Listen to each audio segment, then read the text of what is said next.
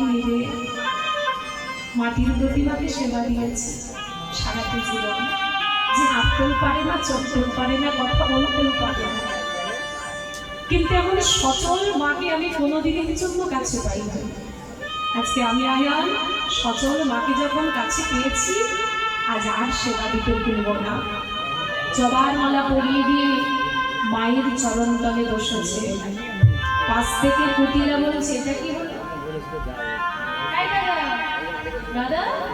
আরে ও তোর মা নয়, মা নয়, ও তোর বউ রাধা।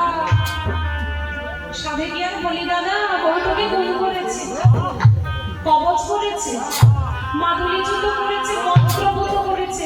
না হলে কেউ কোনোদিন বউয়ের চরণ ধরে বলে মা। কুটিলার কথায় কান দিলেন না আয়ান ঘোষ। কুটিলা দেখছে ঘরের বউ রাধারানী, আর আয়ান ঘোষ দেখছি শ্যামা মা। এমন দেখছে কেন মা? একটা কথা আছে না, যার যেমন ভাব তার কিন্তু তেমনই দাম। যার হৃদয়ের ভাব যেমন হবে সে কিন্তু তেমনই দর্শন করবে, তাই না? ধরুন একটা গীতা, আপনার হৃদয়ের ভাব যেমন আপনি তেমন ভাবে আস্বাদন করবেন, হ্যাঁ, আর আমার হৃদয়ের ভাব যেমন আমি তেমন আস্বাদন করব। দুজনের কিন্তু কোনোদিন একই হতে পারে না, তাই না? তাই আজকে আয়ান কারোর কথা না শুনে জবার মালা পরিয়ে দিয়ে মায়ের চরণ তলে বসে বদন ধরে গাইতে শুরু করেছে। আর কুটিলা পাশে দাঁড়িয়ে আছে, চিচি দাদা, শেষ পর্যন্ত চরণ দুটি বুকের মাঝে জড়িয়ে ধরলি, বউয়ের চরণ দুটি ধরলি। কারোর কথা না শুনি আয়ান চরণে বসে বদন ধরে গাইছে, আমার শ্যামা মায়ের সাধ হয়েছে পড়বে জবা ফুল। আমার শ্যামা মায়ের সাধ হয়েছে পড়বে জবা ফুল। আমার শ্যামা মায়ের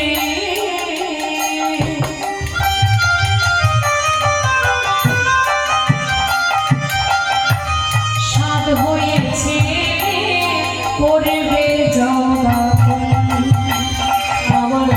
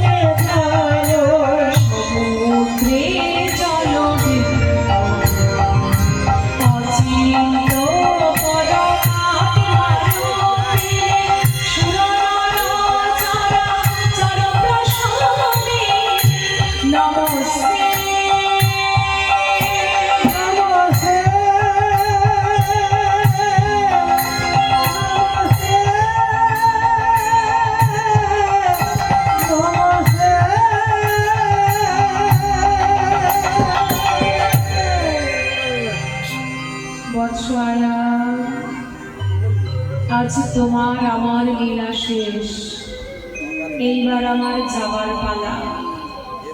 বলো তুমি যাবার সময় কি চাও? আয়ান ঘোষ ওই যে চরণ দুটি মাগো জড়িয়ে ধরেছে, আর ছাড়তে চাইছে না।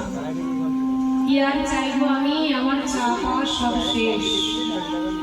তবে এটুকু তুমি বলে যাও, যেদিনেই আয়ান ঘোষ থাকবে না, আয়ানের নিদানের কালে দেখিও তোমাদের যুগল মিলন। তাই হবে আয়ান। ধীরে ধীরে আয়ান চলে গেল। শাশুড়ি জটিলাকে এতক্ষণ আমরা কতটুকু কথা বলেছিলাম, কিন্তু জটিলার মনের কথাটা কেউ শোনেনি এখনো। একটা লাঠির উপরে ভর দিয়ে আসছে, বৌমা ও বৌমা, আমার ঘর ছেড়ে চলে যাচ্ছিস মা? আমি চেয়েছিলাম কি জানিস মা, পূর্ণিমাকে ঘরে বন্দিনী করব, আর অমাবস্যাকে আমাদের ঘরে নিয়ে আসবো। পূর্ণিমা হলো আমার ঘরের বউ রাধা, আর অমাবস্যা হলো কৃষ্ণচন্দ্র। আমি ঘরে বসে তোদের যুগল মিলন দেখবো বলে তোকে এত করে বাধা দিতাম মা, ঘরের বাইরে তোকে আমি যেতে দিতাম না, কিন্তু কোনো দিনের জন্য আমি পারিনি রে মা। আজকে চলে যাচ্ছিস, আর বাধা দেব না। শুধু এটুকু তুই বলে যাওয়া, যেদিন তোর এই শাশুড়ি জটিলা বুড়ি থাকবে না, জটিলার মৃত্যুর সময়, নিদানের সময় তোদের যেন যুগল চরণ সেবা করে যেতে পারে। শাশুড়ি চাইল, কিন্তু যার মনে অতিরিক্ত অহংকার, সেই কুটিরা রেগে গিয়ে নিজের পায়ের নখ দিয়ে মাটি আছাড়ছে। কারণ আমি দাদাকে দেখাবো বলে নিয়ে এলাম এক, আর হয়ে গেল কিন্তু আর এক। রাধারানী একেবারে কুটিলার পেছনে গিয়ে ডাক দিয়েছে, ননদী, এই ননদী, আমি চলে যাচ্ছি রে, তুই কিছু চাইবি না? কুটিলা অহংকারে বলল, না ননদী, তুই চাস বা না চাস, আমি তোকে আশীর্বাদ করে যাই রে ননদী। সারাটি জীবন এমন করে তুই পিড়িতেই বাধা দিতে থাকিস। কুটিলা সঙ্গে সঙ্গে বলল, তুমি সবার বেলায় করলে অন্য আশীর্বাদ, আমার বেলায় আশীর্বাদ করলে কেন? আমি কুটিলা বলে আমার বেলায় এমন আশীর্বাদ করলে? সঙ্গে সঙ্গে রাধারানী বলল, ননদিনী রে, একবার ভেবে দেখেছিস কি, রাধা কৃষ্ণের পিড়িতে যদি বাধা না দিস, রাধা কৃষ্ণের পিড়িতির কথা কি জগৎবাসী এইভাবে জানতে পারত না? দেখবেন যে কাজে বেশি বাধা আসে, সেই কাজটাই কিন্তু বাবা সবাই জানতে পারে। যে কাজে আপনার কোনো বাধা আসবে না, সে কাজটা পাশের বাড়ির মানুষগুলোও কেউ জানতে পারবে না। ননদী, আমি চলে যাচ্ছি রে, আর কোনোদিন আমি তোদের কাছে ফিরে আসবো না। একটা ছোট্ট দায়িত্ব তোকে দিয়ে যাবো, নেবে কি? ছোট্ট একটা প্রদীপ, কি করবো ওটা নিয়ে? জানিস না নদী, আমি রাধারানী, আমি আছি বলে চারিদিকে এত আলো আছে। যখন আমি বৃন্দাবনটা ছেড়ে চলে যাব, চারিদিকে এত আলো আর থাকবে না। ঠিক সেই সময় আমার মধুর কুঞ্জটা অন্ধকারে পড়ে থাকবে। তুই তো আমার ননদী, তুই প্রত্যেক দিন সন্ধ্যেবেলায় আমার মধুর কুঞ্জে প্রদীপটা জ্বালিয়ে আলো করে রেখে দিস। আমার মধু বলেছে, যারা কৃষ্ণ বিরোহিনী, যারা কৃষ্ণ পাবনিনী, তারা যদি একবার আমার মধুর কুঞ্জ মন্দিরে গিয়ে হা কৃষ্ণ তোমার হলাম বলে কাঁদতে পারে, আমার গোবিন্দ সেই ভক্তির কাছে জনমে জনমের মতো বাধা হয়ে যায়। আমার গোবিন্দ আমাকে কেন কাঁদতে হবে বলতে পারিস? কাঁদালে জগৎবাসীকে কাঁদো, জগৎবাসী কাঁদো। সংসারের জন্য কোটি কোটি চোখের জল ফেলছো, আর শেষের দিনে শূন্য ছাড়ার কিচ্ছু নেই। রাধারানী চলে যাচ্ছে, কি অপূর্ব দৃশ্য। পেছন থেকে ননদী কুটিলা ডাক দিয়েছে, যাওয়ার সময় সবাইকে বড্ড মায়ায় ফেলে দিয়ে গেল।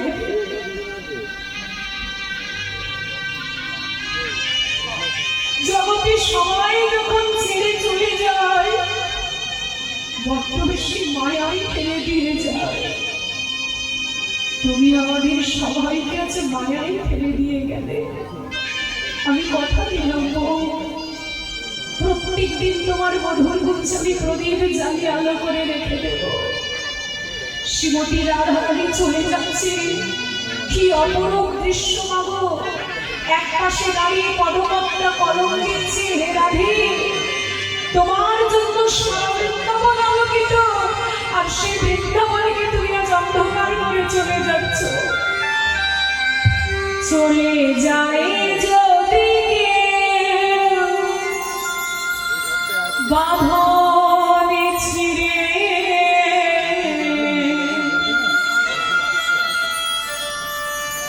কাঁদিস কেন?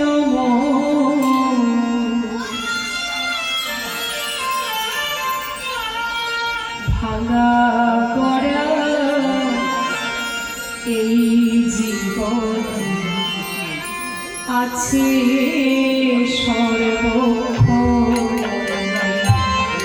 চলে যায় যদি কেউ বাঁধন ছিঁড়ে কাঁদিস কেন ভাঙা গড়া এই জীবনে আছে চলে যাই যদি কেউ বাঁধন ছিঁড়ে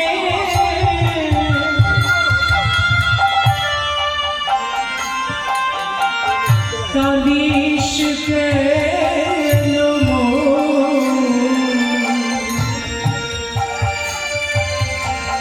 ভাঙা করা এই জীবন আছে সর্বক্ষণ চলে যায় যদি কেউ বাঁধন ছিঁড়ে কাঁদিস কেন ভাঙা গড়া এই জীবনে আছে সর্বক্ষণ হাসির পরে কান্নায় আসে দুঃখের পরে আধার রাতে দেখবি তুই দেখবি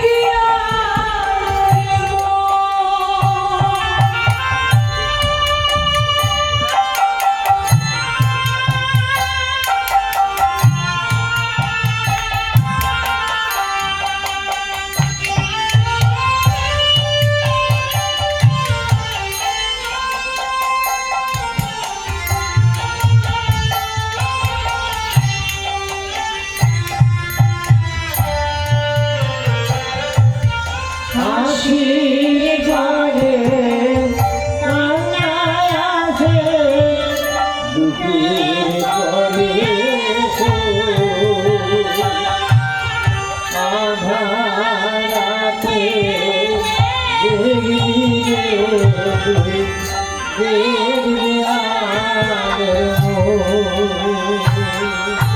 তখন কি আর যায় রে ফেরা তখন কি আর যায় রে ফেরা তখন কি আর যায় রে ফেরা তখন কি আর যায় রে ফেরা ভাগ্যের লিখো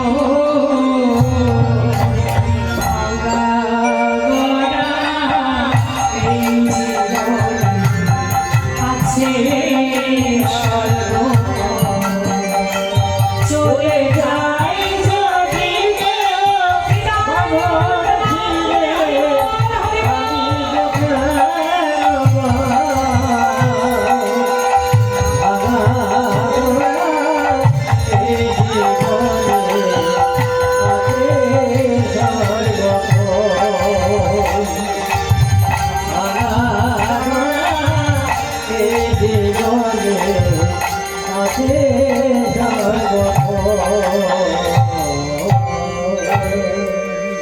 শ্রীমতী